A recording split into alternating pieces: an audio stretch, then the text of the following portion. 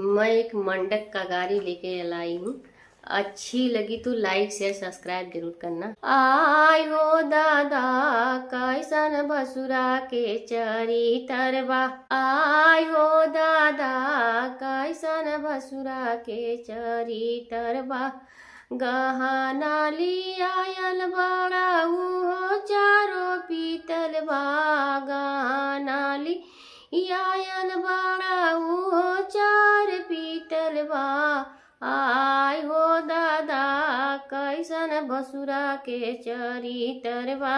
आय हो दादा कैसन भसुरा के चरी तरवा।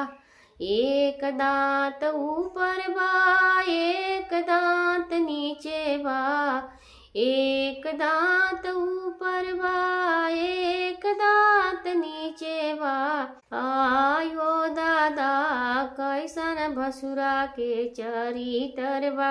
आय हो दादा कैसन भसुरा के चरी तरवा। टीकवा लियायल भसुरा नाथिया लियायल हो। टीक लियायल भसुरा नाथिया लियायल हो। उहो सारा पीतल बा। आय हो दादा कैसन भसुरा के चरी तरवा।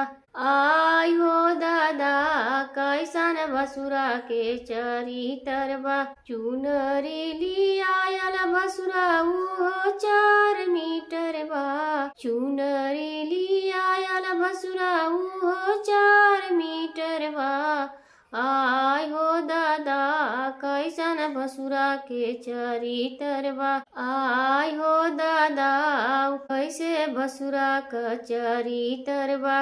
एक आँख नीचे बा एक आँख ऊपर बा। एक आँख नीचे बा एक आँख ऊपर बा।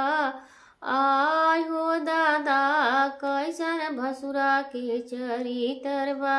आय हो दादा कैसन भसुरा के चरी तरवा। पायल लियायल उहो डुप्लीकेट बा। पायल लियायल उहो डुप्लीकेट बा। आय हो दादा कैसन भसुरा के चरी तरवा। आय हो दादा कैसन भसुरा के चरी तरवा।